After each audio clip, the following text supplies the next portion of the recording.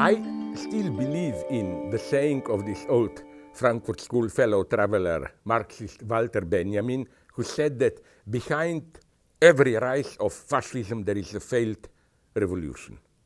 I think that even if we strategically, I'm not sure about it, accept this term Islamofascism for Islamic fundamentalists, this is the so-called Islamic Muslim fundamentalism is strictly correlative with the disintegration of secular Islamic left, which was pretty strong in the 50s, 60s, and so on, but then began to disintegrate. So I think we shouldn't be too fascinated with this phenomena. We should rather ask what happened with the left. I think these phenomena of right-wing populism are strictly the obverse of something that did not happen. They didn't just happen.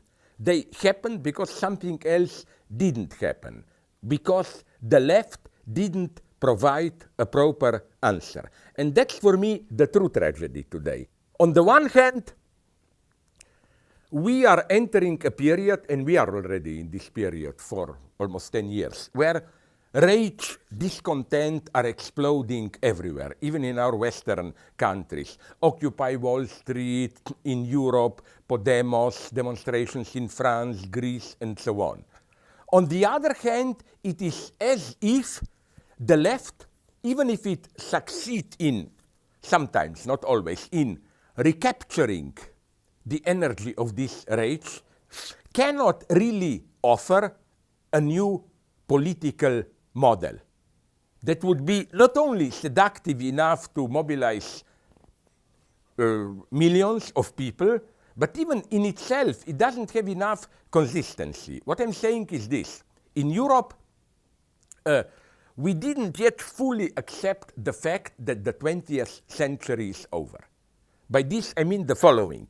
The 20th century left, which had basically three strands, orientations. Stalinist communism, that's over. Not only it's over, in a beautiful irony, where ex-communists are still in power, they are mostly the most efficient agents of the most ruthless neoliberal global capitalism. You know, I mean, if you want to be a successful capitalist today, don't go to Western Europe, go to China, where, as every Chinese will tell you, the main function almost of the Communist Party is to prevent the formation of an independent working movement, trade unions, to keep workers under control. Vietnam, the same story, and so on. So, old Stalinism no longer operative. Unfortunately, because of the changed economic situation and so on, also we don't have new social democracy. Social democracy, in the sense of the old welfare state, it simply belongs to another era. It would have to be radically reinvented. It didn't happen, which is why, unfortunately, some, even right-wing analysts, who claim that social democracy, where it still exists, is today the greatest conservative force, in a way, tragically, they are right.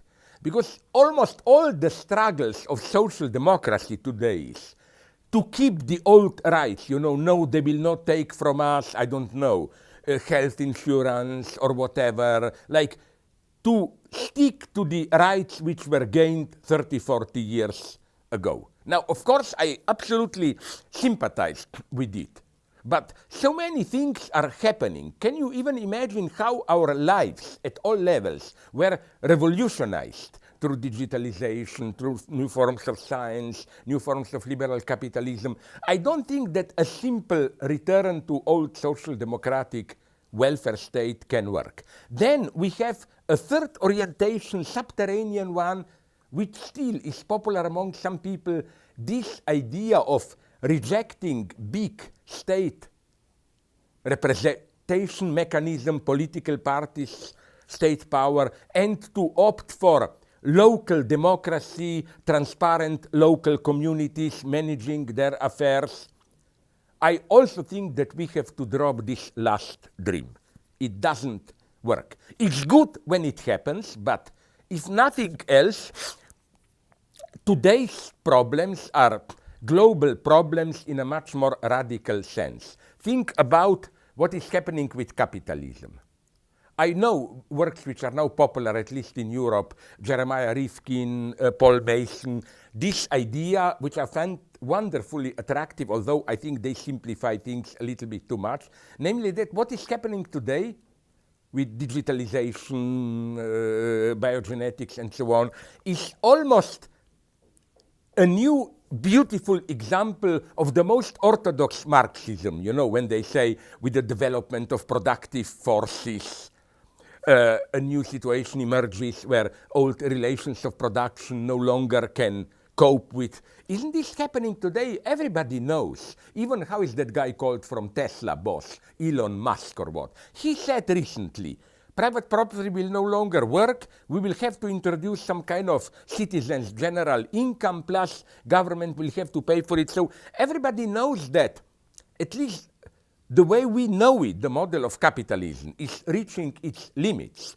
On the one hand, with so-called cooperative commons, free circulation, and so on, it's over. The market economy is approaching its limit. Of course, there are attempts, even very successful, to reprivatize, took over again these commons. For example, internet, ideal place of commons, we all communicate and so on, but, you know, you have Facebook controlling private communication. If you want to buy books and so on, all this, it's controlled intellectual exchanges by Amazon.com, just name them, software controlled by Microsoft and so on. But nonetheless, it's clear that capitalism is approaching a limit. Okay, but I don't believe in this simplistic answer where they say, oh, this is this self-organization without central power and so on and so on. No, I think the big task today is precisely to reinvent large-scale, very strong social political agents, structures with strong authority. Just think, for example, about biogenetics. Tremendous things are happening today.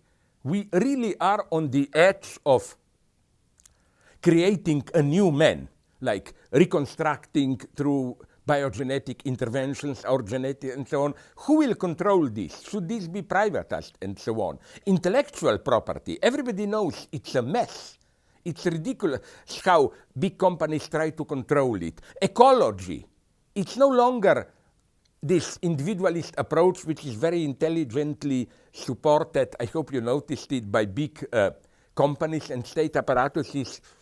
The way to divest us or redirect us from really approaching the big problems by addressing us as individuals, responsible as individuals, like, let's say, simplified situation, you criticize big companies for polluting environment, and a typical ideologist today would tell you, but what did you do? Who are you to criticize it?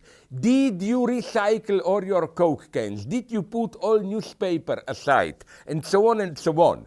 And this works wonderfully. It redirects your attention to yourself, and then it makes you feel guilty. At the same time, it offers you an easy way out. Redirect, buy organic food and so on, and you can go on living the way you are. So, back to the main point so that I don't lose myself. It's clear that we are approaching at different levels a critical moment. And, but the left, and this should be the natural terrain traditionally of the left was thriving in such critical moments. Now, let's be frank, it doesn't have a solution. Let me give you a metaphor that I always like to use for this. I hope our viewers have seen a movie, I think about 10 years ago it was popular, V for Vendetta. I will not go into the story. The point is that at the end, there is a revolution in England, some imagined England. The crowd breaks through the police barrier, penetrates the British Parliament, the people take over, and the end of the film. My idea is that, sorry for this vulgar expression, but it expresses precisely how I feel. I would like to see, I would sell my mother into slavery, to see a movie called V for Vendetta Part 2. Okay, guys, people took over. What would they have done a day later? How would they reorganize the power? The same state, how would they restructure the power? This gap become like you could have touched it. It became so obvious with Syriza government. Big populist gesture, they want referendum. No. A day later, as you know, literally almost a day later, they capitulated. They made a deal with European Union. Now, for me, it's too easy to criticize them, traitors, they betrayed it. What could they have done? Give me, except from these empty phrases of we need more true democracy, people's voice should be heard. What does this mean? This is nonsense. Here I disagree softly with my otherwise good friend, I admire him, Yanis Varoufakis, with his idea of democratize Europe. I always am telling him, let's take these two cases, Syriza, how they were dealt with European Union, I mean the Greek state, and immigrants. But if European Union were to be more transparent in the sense of democratically controlled, but in the simple sense of more acting in accordance to the will of the majority, refugees would have been treated in a much worse way. A big majority today in Europe of people, I wouldn't say how big majority, but clearly a majority, are against any new immigrants and so on. In this sense, I write this about in the book how this was a very simple but efficient right-wing criticism of Angela Merkel.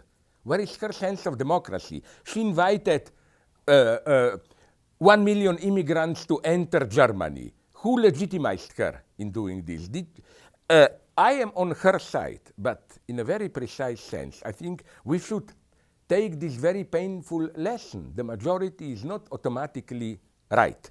Now, I'm not saying there should be a communist party which is always right. I'm just saying that a certain dose of healthy mistrust of not democracy as such, but will of the majority is for me totally legitimate. People quite often are not right.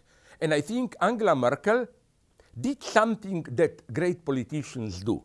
You enforce a measure knowing that the majority is against it, hoping that if you have enough time to enforce this measure, retroactively through its success, it will become acceptable to the majority. But you have to take the risk. So, back to my big problem. I think that the ultimate cause of all this populism and so on is the simple fact that we live in an era of great dissatisfaction, rage, and so on, but the left doesn't have a model. It's all empty phrases. People should decide more, true democracy, blah, blah, blah. But what does it mean? Like, what to do, how to reorganize the state? Because the big problem is this one, of course. It's still the old Fukuyama problem, I claim. You know, Francis Fukuyama, half forgotten today, and I don't agree with him. But he was onto something. In what sense? Even today, the majority of the politicians, even the leftists, are Fukuyamaists. In what sense? They think that liberal democratic capitalism is the ultimate form. And all we can do is to render it better, you know, more health service, more tolerance, whatever you want, more welfare. But the basic model is accepted.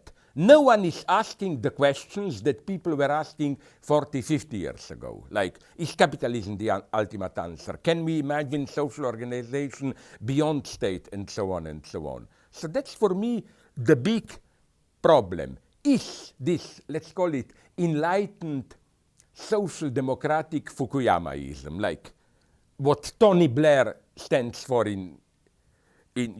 stood for in United Kingdom. Is this enough, or is something more radical needed? I think it is, not that I believe in any communist revolution or whatever, but simply I think that the problems we are facing cannot be resolved at this level. So, that's my set prediction. Either a new form of the left will be reinvented, or what? Or, here is my simple but I love it answer, or look at Hollywood. I always trust Hollywood. Hollywood is warning us all the time. Hunger Games, Elysium, and so on. That's the society we are approaching. 20% of people live in the privileged zone, the majority is out. That's the future.